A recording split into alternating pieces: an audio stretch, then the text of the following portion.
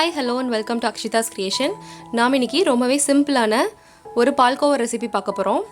நாம் இன்றைக்கி செய்ய போகிற பால்கோவா நார்மலாக இருக்க பாலில் நம்ம செய்ய போகிறதில்ல. கெட்டு போன பாலை வச்சு எப்படி நம்ம ஒரு சூப்பரான பால்கோவா செய்கிறதுன்னு சொல்லி பார்க்கலாம். இது ரொம்ப சிம்பிளாக செஞ்சிடலாம். ப்ளஸ் நம்ம நார்மல் பாலில் செய்கிறத விட இந்த கெட்டு போன பாலில் செய்யும் போது நமக்கு அதனோட டேஸ்ட்டே தனி. ஸோ ரொம்ப டேஸ்டியாக இருக்கும். வீட்டில் எப்போயாவது பால் கெட்டு போயிடுச்சுன்னா அதை வேஸ்ட் பண்ணாதீங்க. இந்த மாதிரி பால்கோவா செஞ்சு பாருங்கள், உங்களுக்கு ரொம்ப பிடிக்கும். இப்போது நம்ம ரெசிபிக்குள்ளே போகலாம். இந்த சூப்பரான பால்கோவா செய்கிறதுக்கு நான் 1/2 லிட்டர் கெட்டு போன எருமை பால் எடுத்திருக்கேன். நம்ம பால்கோவா செய்கிறதுக்கு முன்னாடி நம்ம எடுத்துருக்க பால் கெட்டு போயிருக்கான்னு பார்த்துக்கோங்க. ஆனால் புளிச்சிருக்கக்கூடாது. புளிக்காத பாலில் செஞ்சால் மட்டும்தான் பால்கோவா நல்லாயிருக்கும். இதுக்கு தேவையான சுகர் நான் எடுத்திருக்கேன். நீங்கள் இதுக்கு பதிலாக நாட்டு சக்கரை கூட எடுத்துக்கலாம். நான் 3 ஏலக்காய் எடுத்திருக்கேன். வாங்க எப்படி செய்கிறதுன்னு பார்க்கலாம். இதுக்கு ஃபஸ்ட்டு நம்ம பால் பாத்திரத்தில் நம்ம வச்சுருக்க கெட்டு போன பாலை நான் ஊற்றி வச்சுருக்கேன். ஸ்டவ் ஆன் பண்ணிவிட்டு இதை நல்லா காய்ச்சுங்க. இது நல்லா காய்ச்சும் போது நமக்கு அந்த தண்ணி தனியாக பிரிஞ்சு வந்துடும். அந்த தண்ணியை நம்ம என்ன பண்ணணும்னா ஃபில்டர் பண்ணி கொட்டிட்டு அந்த மேலே இருக்குது பார்த்திங்கன்னா பன்னீர் மாதிரி இருக்குது, அதை மட்டும் எடுத்துக்கிட்டு அதே பாத்திரத்தில் வச்சு நல்லா ஹீட் பண்ணுங்கள். சிம்மில் வச்சு ஹீட் பண்ணுங்கள். ரொம்ப ஹையில் வச்சு ஹீட் பண்ணிங்கன்னா கொஞ்சம் தீஞ்ச மாதிரி ஆகிடும். ஸோ கொஞ்சம் சிம்மில் இல்லைனா மீடியம் ஃப்ளேமில் வச்சு ஹீட் பண்ணிகிட்டே இருங்க. இப்போ நான் வச்சுருக்க 3 ஏலக்காயும் சேர்த்துக்கிறேன். இப்போது இதில் நான் 4 ஸ்பூன் சர்க்கரை சேர்த்துக்கிறேன். சர்க்கரை உங்களுக்கு இன்னும் அதிகமாக வேணும்னு நினச்சிங்கன்னா நீங்கள் அதிகமாக சேர்த்துக்கலாம். நீங்கள் அதே போல் இந்த ஒயிட் சுகருக்கு பதிலாக நாட்டு சர்க்கரை கூட சேர்த்துக்கலாம். ரொம்ப நல்லா தான் இருக்கும்.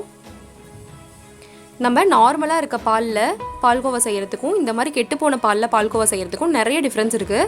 டேஸ்ட் வைஸ் ரொம்ப டிஃப்ரெண்ட்டாக இருக்கும். நார்மல் பாலை விட கெட்டு போன பாலில் செய்கிற பால்கோவாக்கு தான் டேஸ்ட் ரொம்ப ஜாஸ்தி. ஸோ இது எல்லோரும் வீட்டில் கண்டிப்பாக ட்ரை பண்ணி பாருங்கள்.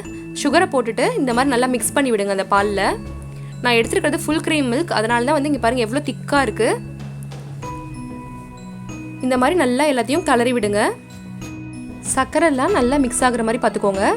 நல்லா மிக்ஸ் பண்ணி விட்டுட்டு அதில் இருக்க தண்ணியெல்லாம் வற்றினதுக்கு அப்புறமா நம்ம இதை இறக்கிடலாம்.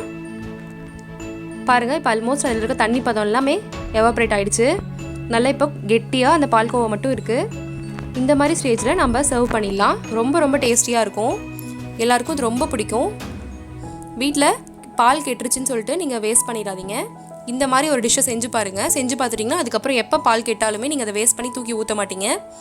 இது ரொம்ப அருமையாக இருக்கும் இந்த டிஷ்ஷு. இந்த ரெசிபி எல்லாருக்கும் ரொம்ப பிடிக்கும்னு நம்புகிறேன். ஸோ எல்லோரும் இதை வீட்டில் கண்டிப்பாக ட்ரை பண்ணி பார்த்துட்டு எப்படி இருந்துச்சுன்னு சொல்லி உங்களோட கமெண்ட்ஸை எங்களுக்கு மறக்காமல் ஷேர் பண்ணுங்கள். நீங்கள் கொடுக்குற ஒரு கமெண்ட்டும் எனக்கு ரொம்ப மோட்டிவேட்டிங்காக இருக்கும். எங்களோட சேனல் பிடிச்சிருந்தா சப்ஸ்கிரைப் பண்ணுங்கள். ப்ளஸ் உங்களோட ஃப்ரெண்ட்ஸ் ரிலேட்டிவ்ஸ் எல்லாருக்கும் எங்களோட சேனல் ஷேர் பண்ணுங்கள். எங்களோட சேனலில் நான் அப்லோட் பண்ணுற ரெசிபிஸ் எல்லாமே ரொம்ப சிம்பிளான மெத்தடில் இருக்கும். சமைக்க தெரியாதவங்க கூட ரொம்ப ஈஸியாக குக் பண்ணுற மாதிரி தான் நான் செஞ்சு போட்டிருப்பேன். ஸோ எல்லோரும் ஈஸியாக ட்ரை பண்ணி பார்க்கலாம். உங்களுக்காக இன்னும் நிறைய ரெசிபிஸ் காத்துட்ருக்கு.